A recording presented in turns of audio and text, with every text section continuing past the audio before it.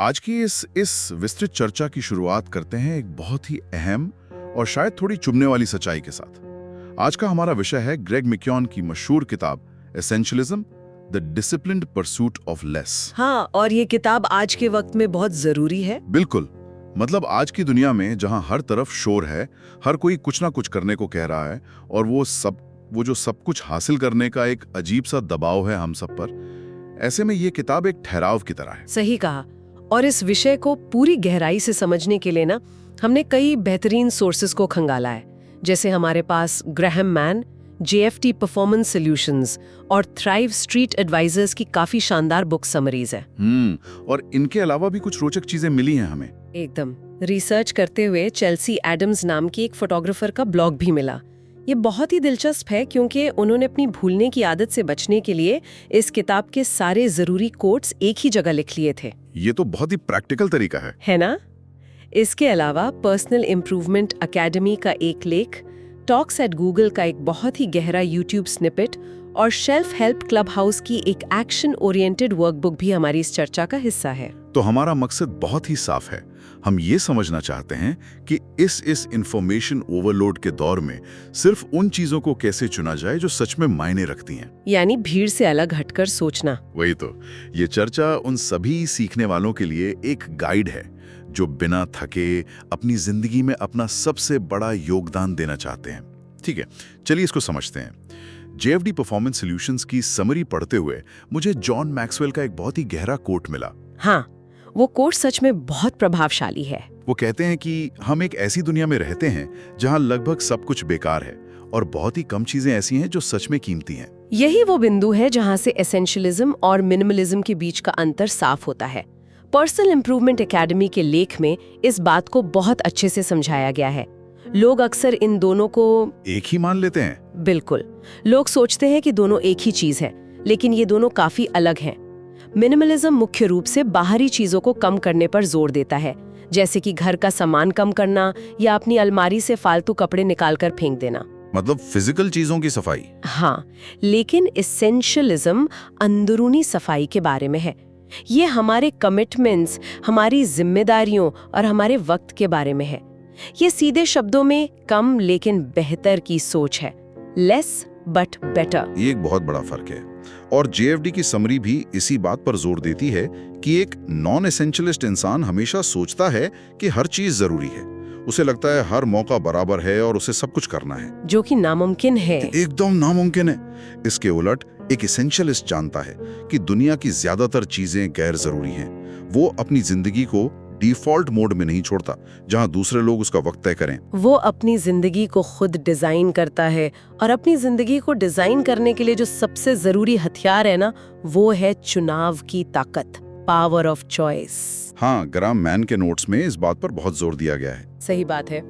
उन नोट्स में बताया है कि चुनाव कोई ऐसी चीज नहीं है जो हमारे पास है, बल्कि ये एक एक्शन है जो हम करते हैं। जब हम अपने चुनाव करने की आजादी को भूल जाते हैं ना, तो हम एक तरह से लाचार हो जाते हैं और फिर हम दूसरों के एजेंडे के हिसाब से जीने लगते हैं। बिल्कुल यही होता है। हम अक्सर अपनी आम बातचीत में कहते हैं, यार मुझे ये काम करना पड़ेगा। ये वाकई ही हमारी लाचारी दिखाता है। लेकिन एसेंशियलिज्म हमें सिखाता है कि हम ये कहना शुरू करें, मैं ये काम करना चुन रहा हूं, I choose to do this। यहाँ जो सबसे रोचक बात है वो ये है कि हम इस चुनाव को आखिर करें कैसे। इसके लिए किताब में 90% रूल यानी 90% रूल दिया गया है। ये रूल सच में काफी स्ट्रिक्ट है पर जरूरी भी है। मान लीजिए जब हमारे सामने कोई नया अवसर आता है तो उसे 0 से 100 के बीच एक स्कोर देना चाहिए। अगर वो मौका सबसे कड़े मापदंडों पर 90 से कम का स्कोर लाता है तो उसे सीधा 0 मान लेना चाहिए और रिजेक्ट कर देना चाहिए। यानी 90 है उससे ऊपर नहीं तो सीधा 0। एकदम 0। चेल्सी एडम्स के ब्लॉग में एक बहुत ही सीधा सा कोट है इसके बारे में। अगर अंदर से आवाज हेल यस नहीं आती तो उसका मतलब नो है। तो पर देखो, प्रैक्टिकली सोचिए थोड़ा, क्या हर छोटी चीज पर ये 90% का रूल लगाना थोड़ा एक्सट्रीम नहीं हो जाएगा? अगर ऑफिस में बॉस कोई नया टास्क दे दे तो वहां हम हर बार ये तो नहीं कह सकते कि ये मेरे लिए 90% स्कोर नहीं कर रहा, इसलिए मैं इसे नहीं करूंगा। ये एक बहुत ही वाजिब सवाल है और इसीलिए ये समझना जरूरी है कि ये रूल हमारी जिंदगी की बड़ी दिशा और हमारे मुख्य प्रोजेक्ट्स के लिए है, ना कि हर एक छोटे ईमेल या रोजमर्रा के टास्क के लिए। अच्छा, मतलब बड़ी तस्वीर के लिए। हाँ, ये हमारी ऊर्जा को बिखरने से बचाने का तरीका है। अगर हम हर 50 या 60% वाले मौके को हाँ बोलते रहेंगे, तो जब सच में कोई 90% वाला बेहतरीन मौका आएगा, तब तक हमारे पास न तो वक्त बचेगा और ना ही ऊर्जा। ये बात तो है, हम अक्सर अपनी ही पुरानी गलतियों से या फैसलों से बंधे रहते हैं। ग्राम मैन की समरी में 2 बहुत ही दिलचस्प मनोवैज्ञानिक पहलुओं का जिक्र है, संक कॉस्ट बायस और एंडाउमेंट इफेक्ट। हाँ, ये दोनों ही हमारे दिमाग के खेल हैं। बिल्कुल। संक कॉस्ट बायस को हम ऐसे समझ सकते हैं कि जैसे हम कोई फिल्म देखने गए, आधी फिल्म देखने के बाद हमें पता चल गया कि फिल्म बहुत ही बकवास है, लेकिन फिर भी हम उठकर नहीं जाते, क्योंकि हमें लगता है कि टिकट के पैसे तो लग ही चुके हैं। वही तो। हम सोचते हैं कि पैसे लग चुके हैं, 1 घंटा बर्बाद हो चुका है, तो चलो पूरी ही देख लेते हैं। ये संक कॉस्ट बायस है। एकदम सही उदाहरण है ये। हम किसी प्रोजेक्ट या रिश्ते में सिर्फ इसलिए टिके रहते हैं क्योंकि हम उसमें पहले ही अपना बहुत सारा वक्त या पैसा लगा चुके होते हैं। और दूसरा जो आपने बताया, एंडाउमेंट इफेक्ट, वो ये है जब हम उन चीजों या कमिटमेंट्स को सिर्फ इसलिए ज्यादा अहमियत देने लगते हैं क्योंकि वो हमारे पास हैं। यानी जो मेरा है वो ज्यादा कीमती है, चाहे वो कबाड़ी क्यों ना हो। हाँ, वही भावना। इन दोनों से बचने के लिए किताब में एक बेहतरीन किलर क्वेश्चन दिया गया है। अपने आप से पूछना चाहिए, अगर मैं इस प्रोजेक्ट में पहले से शामिल नहीं होती तो आज इसमें शामिल होने के लिए मैं कितनी मेहनत करती। या फिर ये पूछ सकते हैं, अगर मेरे पास ये चीज नहीं होती तो मैं इसे पाने के लिए क्या कुछ दांव पर लगा देता। बिल्कुल। और अगर जवाब है कुछ खास नहीं, तो समझ लेना चाहिए कि उसे छोड़ने का वक्त आ गया है। यहाँ पर बात सच में बहुत दिलचस्प हो जाती है। जब हम चुनाव करते हैं तो हमें ट्रेड ऑफ्स का सामना करना ही पड़ता है। थ्राइव स्ट्रीट एडवाइजर्स की समरी में एक बहुत ही सटीक और थोड़ा डरावना उदाहरण है 4 बर्नर स्टोव, यानी 4 बर्नर वाले चूल्हे का। ये एनालॉजी सच में काफी डीप है ना? कल्पना करनी है कि हमारी जिंदगी का चूल्हा 4 बर्नर वाला है। एक बर्नर परिवार है, दूसरा दोस्त है, तीसरा सेहत है और चौथा काम है। किताब कहती है कि अगर जीवन में सफल होना है तो एक बर्नर बंद करना होगा, और अगर बहुत ज्यादा सफल होना है तो 2 बर्नर बंद करने होंगे। ये सुनकर सच में थोड़ा अजीब लगता है शुरू में। वाओ, 1 मिनट, मतलब अगर हेल्थ और वर्क पर फोकस करना है तो फैमिली या फ्रेंड्स को कट ऑफ करना पड़ेगा। ये सुनने में जितना प्रैक्टिकल लग रहा है उतना ही डरावना भी है। डरावना है, लेकिन यही ट्रेड ऑफ का कड़वा सच है। एक नॉन एसेंशियलिस्ट हमेशा यही पूछता है कि मैं ये सब कुछ एक साथ कैसे कर सकती हूँ, लेकिन एक एसेंशियलिस्ट इस मुगालते में नहीं रहता। वो ये नहीं पूछता है कि मुझे क्या छोड़ना पड़ेगा। तो वो क्या पूछता है? वो ये पूछता है कि मैं किस चीज पर सबसे बड़ा दाव लगाना चाहती हूँ। What do I want to go big on? और इसके लिए टॉक्स एट गूगल के YouTube स्निपेट में ग्रेग मैक्यून खुद अपनी जिंदगी का एक बहुत निजी उदाहरण देते हैं। उन्होंने क्या बताया वहाँ? उन्होंने बताया कि कैसे उन्होंने अपने वैवाहिक रिश्ते को अपनी बाकी सभी कमिटमेंट्स और प्रोजेक्ट से ऊपर रखने का फैसला किया। ये एक स्पष्ट ट्रेड ऑफ है। जब हम एक चीज को सबसे ऊपर रखते हैं तो बाकी चीजें अपने आप नीचे आ जाती हैं। और यही बात हमें ना कहने की कला तक ले जाती है। हमारे समाज में बचपन से ही हमें सिखाया जाता है कि हर चीज के लिए हाँ कहना अच्छी बात है।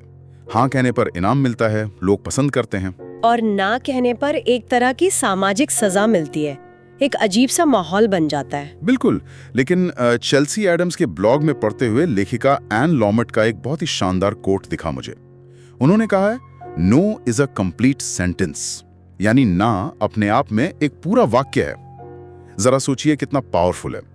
इसके आगे किसी सफाई या बहाने की जरूरत ही नहीं है। बिल्कुल सही। लेकिन ना कहने का मतलब ये नहीं है कि हमेशा रूखा या बदतमीज होना है। किताब हमें ग्रेसफुल नो, यानी शालीनता से इनकार करना सिखाती है। वो कैसे कर सकते हैं? हम सॉफ्ट नो का इस्तेमाल कर सकते हैं, जैसे मैं अभी तो इस प्रोजेक्ट में मदद नहीं कर पाऊंगी, लेकिन मैं किसी और से पूछ सकती हूँ। या फिर बातचीत के बीच एक ऑकवर्ड पॉज, यानी हल्की सी खामोशी का इस्तेमाल किया जा सकता है, ताकि सामने वाला खुद समझ जाए कि झिझक है। और सबसे आसान तरीका है ये कहना कि मैं अपना कैलेंडर चेक करके बताता हूँ। इससे कम से कम सोचने का वक्त तो मिल ही जाता है। सही बात है, पर सच तो ये है कि लोग फिर भी ना कहने से डरते हैं। डरते हैं क्योंकि उन्हें लगता है कि इससे उनकी पॉपुलैरिटी कम हो जाएगी या लोग उन्हें घमंडी समझेंगे।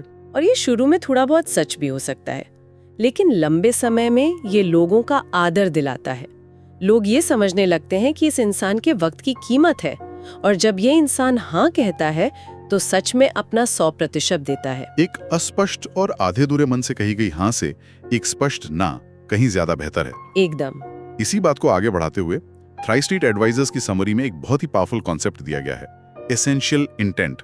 ये कोई आम गोल या विजन नहीं है, ये एक ऐसा प्रेरणादायक और ठोस फैसला है जिसे लेने के बाद आने वाले 1000 फैसले अपने आप खत्म हो जाते हैं। इसे ऐसे समझ सकते हैं कि अगर तय कर लिया जाए कि अगले 1 साल तक एसेंशियल इंटेंट सिर्फ अपनी सेहत सुधारना है, तो जब भी कोई देर रात की पार्टी या किसी जंक फूड खाने का ऑफर देगा तो सोचना नहीं पड़ेगा, जवाब पहले से ही ना होगा। लेकिन यहाँ एक परेशानी और है, हमने अपनी जिंदगी में पहले से जो बहुत सारा कूड़ा जमा कर लिया है, मतलब जो कमिटमेंट्स हम पहले ही कर चुके हैं, उनका क्या करें?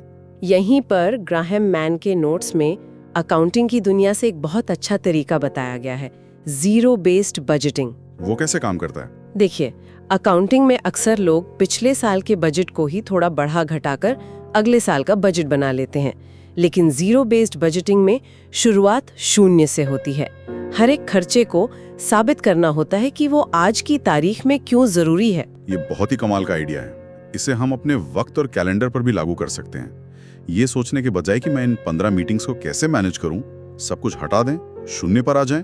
और फिर सोचें कि क्या आज की तारीख में क्या मैं इनमें से किसी भी मीटिंग में शामिल होना चुनूंगी। अगर जवाब ना है तो उसे कैलेंडर से बाहर कर दें। इसी के साथ जड़वा एक और तरीका है, रिवर्स पायलट, लेकिन ये थोड़ा रिस्की लगता है मुझे। रिस्की लग सकता है शुरुआत में, लेकिन ये बहुत असरदार है। रिवर्स पायलट का मतलब है कि अगर ऐसा लग रहा है कि कोई रोजमर्रा का काम या कोई रिपोर्ट जो हर हफ्ते बनती है वो किसी काम की नहीं है, तो उसे कुछ वक्त के लिए चुपचाप रोक कर देखना चाहिए। अच्छा, देखने के लिए कि किसी को फर्क पड़ता है या नहीं? हाँ, देखना चाहिए कि क्या किसी को सच में कोई नुकसान हो रहा है, क्या कोई उस रिपोर्ट के बारे में पूछ रहा है। अगर कुछ हफ्तों तक कोई नहीं पूछता तो उसे पूरी तरह से हटा देना चाहिए। ये अपनी जिंदगी की एडिटिंग करने जैसा है, फालतू के पन्नों को फाड़कर फेंक देना। जब जिंदगी को एडिट कर लिया जाता है और सिर्फ जरूरी चीजें बच जाती हैं, तो अगला कदम आता है उन्हें बिना किसी खास मेहनत के पूरा करना। इसे एफर्टलेस एग्जीक्यूशन कहा गया है। हम अक्सर सोचते हैं कि जो काम जरूरी है उसे करने के लिए तो पसीना बहाना ही होगा, रात दिन एक करना होगा, लेकिन एक एसेंशियलिस्ट ऐसा नहीं सोचता। बिल्कुल नहीं, काम को आसान बनाना भी तो जरूरी है। इसके लिए रूटीन और बफर का इस्तेमाल किया जाता है। बफर का मतलब है किसी अनचाही स्थिति के लिए पहले से कुछ अतिरिक्त वक्त या मार्जिन रखना, जैसे मीटिंग के बीच में वक्त रखना। हाँ, डैनियल कैनेमैन का एक बहुत मशहूर कॉन्सेप्ट है, प्लानिंग फैलेसी। इसके अनुसार इंसान हमेशा किसी काम में लगने वाले वक्त का अंदाजा कम ही लगाते हैं, भले ही उन्होंने वो काम पहले 100 बार क्यों ना किया हो। ये तो हमारे साथ रोज होता है। इसीलिए किताब सलाह देती है कि अंदाजे में जितना भी वक्त लग रहा है उसमें 50% वक्त और जोड़ देना चाहिए। इससे बेवजह की हड़बड़ाहट खत्म हो जाती है। ये काफी प्रैक्टिकल सलाह है। इसके अलावा बाधाओं को हटाने के लिए स्लोएस्ट हाइकर का सिद्धांत बहुत दिलचस्प लगा मुझे। मान लीजिए एक ग्रुप पहाड़ पर चढ़ रहा है, पूरी टीम की स्पीड क्या होगी? वो उस इंसान की स्पीड होगी जो सबसे धीमे चल रहा है। बिल्कुल, किसी भी प्रोजेक्ट या जिंदगी में वो सबसे धीमा यात्री कौन है या क्या है, उस अड़चन को ढूंढना है और उसे हटाना है। ज्यादातर लोग बाधा को हटाने के बजाय बाकी चीजों में और ज्यादा मेहनत करने लगते हैं, जो कि पूरी तरह से वक्त की बर्बादी है। एसेंशियलिज्म कहता है कि जोर लगाने से बेहतर है उस अड़चन को ही रास्ते से हटा दो। और जब रुकावटें हट जाएं, तो बड़ी और दिखावटी जीतों के बजाय छोटी जीतों पर ध्यान देना चाहिए। नॉन एसेंशियलिस्ट हमेशा रातों रात कोई बड़ा चमत्कार करना चाहता है और अक्सर निराश होता है। पर एसेंशियलिस्ट लगातार छोटे कदम बढ़ाता है। वो मिनिमम वायबल प्रोग्रेस पर फोकस करता है, यानी आज वो सबसे छोटा काम क्या है जो लक्ष्य के करीब ले जा सकता है, बस उतना ही करना चाहिए, लेकिन रोज करना चाहिए। सही बात है। तो इन सब का आखिरी मतलब क्या है? हम अपनी जिंदगी को इतना एडिट क्यों कर रहे हैं, बाधाओं को क्यों हटा रहे हैं? इसका सबसे बड़ा कारण है प्रोटेक्ट द एसेट, यानी अपनी सबसे बड़ी संपत्ति की देखभाल करना। और वो संपत्ति हम खुद हैं। हम खुद से ज्यादा अपनी गाड़ी या फोन की बैटरी का ख्याल रखते हैं आजकल। वही तो, हम अक्सर काम के चक्कर में अपनी नींद को कुर्बान कर देते हैं। हम सोचते हैं कि सोना वक्त की बर्बादी है। जो कम सोता है उसे समाज में एक हीरो की तरह देखा जाता है। लेकिन चेल्सी एडम्स के ब्लॉग में ग्रेग मैक्यून का बहुत ही सीधा सा कोट है कि नींद आपके दिमाग की काम करने की क्षमता को बढ़ाती है। नींद कोई लग्जरी नहीं है, ये अपना सबसे बड़ा योगदान देने के लिए एक बुनियादी जरूरत है। नींद के साथ साथ एक और चीज है जिसे बड़े होने के बाद हम सब भूल जाते हैं, और वो है खेलना, प्ले। हम सोचने लगते हैं कि खेल कूद सिर्फ बच्चों के लिए है या फिर ये प्रोडक्टिविटी का दुश्मन है। हाँ, लगता है कि खेलने से वक्त खराब हो रहा है। लेकिन किताब बताती है कि खेलना हमारे वयस्क दिमाग के लिए भी कितना जरूरी है। जब हम बिना किसी नतीजे की परवाह किए कोई खेल खेलते हैं तो ये हमारे तनाव को कम करता है और हमारे दिमाग को नए ऑप्शंस और नए विचार देखने के काबिल बनाता है। ये असल में हमारे दिमाग को तरोताजा करता है ताकि हम बेहतर फैसले ले सकें। इस पूरी फिलॉसफी को सिर्फ ख्यालों में रखने के बजाय असल जिंदगी में उतारने के लिए हमारे पास शेल्फ क्लब हाउस की वर्कबुक से कुछ बहुत ही शानदार और तुरंत करने लायक टास्क हैं। ये सिर्फ थ्योरी नहीं है। जैसे एक टास्क है कि आज ही 20 मिनट की नैप यानी छोटी सी नींद लेने की कोशिश की जाए। ये तो मेरा फेवरेट टास्क बनने वाला है। मेरा भी। या फिर किसी बच्चे के साथ 10 मिनट तक बिना किसी रोक टोक और बिना मोबाइल देखे खेला जाए। उस वर्कबुक में एक और बहुत अच्छा टास्क मुझे लगा, अपने कैलेंडर में हर दिन 30-30 मिनट के 4 बफर ब्लॉक्स बनाना। इस वक्त में कुछ नहीं करना है, कोई मीटिंग नहीं रखनी है, बस खाली छोड़ देना उसको। हाँ, ये सिर्फ उन अचानक आने वाले कामों या समस्याओं के लिए है जो हमेशा आ ही जाते हैं और पूरा शेड्यूल खराब कर देते हैं। और सबसे जरूरी टास्क, दिन के अंत में सिर्फ एक लाइन का जर्नल लिखना और ये सोचना कि आज दिन भर में सबसे जरूरी चीज क्या हुई। ये हमें वर्तमान में रहने में बहुत मदद करता है। ग्रेग मैक्यून कहते हैं कि हमारा दिमाग या तो बीते हुए कल की चिंताओं में उलझा रहता है या आने वाले कल की भागदौड़ में, लेकिन जिंदगी वर्तमान में घट रही है। इसके लिए उन्होंने एक बहुत ही बेहतरीन शब्द दिया है, विन। WIN? हाँ, इसका मतलब है व्हाट्स इंपॉर्टेंट नाउ, यानी अभी, इस पल में क्या जरूरी है। अगर इस एक सवाल को आदत बना लिया जाए तो नजरिया पूरी तरह से बदल सकता है। अगर हम इस पूरी विस्तृत चर्चा का सारांश निकालें तो बात सिर्फ इतनी सी है कि एसेंशियलिज्म कोई ऐसी टू डू लिस्ट नहीं है जिसे कभी कभार करना है। ये कोई टाइम मैनेजमेंट की तकनीक भी नहीं है जिससे दिन में 2 घंटे एक्स्ट्रा निकाले जा सके। ये एक लाइफस्टाइल है, एक जीने का तरीका है। बिल्कुल। ग्रेहम मैन के नोट्स इसे एक शांत क्रांति कहते हैं, क्वाइट रेवोल्यूशन। एक ऐसी दुनिया में जहां हर कोई व्यस्त होने का दिखावा कर रहा है, जहां हर कोई एक अंधी दौड़ में भाग रहा है, वहां रुकना, सोचना और सिर्फ वो करना जो सच में मायने रखता है, ये किसी क्रांति से कम नहीं है। सही कहा। ये एक ऐसी जिंदगी जीने का तरीका है जिसके अंत में कोई पछतावा ना हो। जब जिंदगी के आखिरी मुकाम पर पीछे मुड़कर देखा जाए तो ये ना लगे कि पूरी जिंदगी उन चीजों के पीछे भागने में निकाल दी जो असल में कभी जरूरी थी ही नहीं। इससे एक जरूरी सवाल उठता है जिस पर हम सबको गहराई से सोचने की जरूरत है। हम अक्सर किसी चीज को ना कहने से कतराते हैं क्योंकि हमें डर लगता है कि कहीं हम कोई बड़ा मौका ना खो दें। इस डर को आजकल फोमो या फियर ऑफ मिसिंग आउट कहा जाता है। हाँ, ये फोमो आजकल सबको होता है। लेकिन जरा इस नजरिए से सोचिए, क्या होगा अगर हमारा सबसे बड़ा रिस्क किसी मौके को खोना ही नहीं है? क्या होगा अगर सबसे बड़ा रिस्क ये है कि हम दूसरों की उम्मीदों और उनके एजेंडा को पूरा करते करते अपनी खुद की ही असल जिंदगी को जीने से चूक जाएं? ये सच में सोचने पर मजबूर कर देने वाला विचार है। और इसी गहरे विचार के साथ हम आज की इस चर्चा को यहीं विराम देते हैं।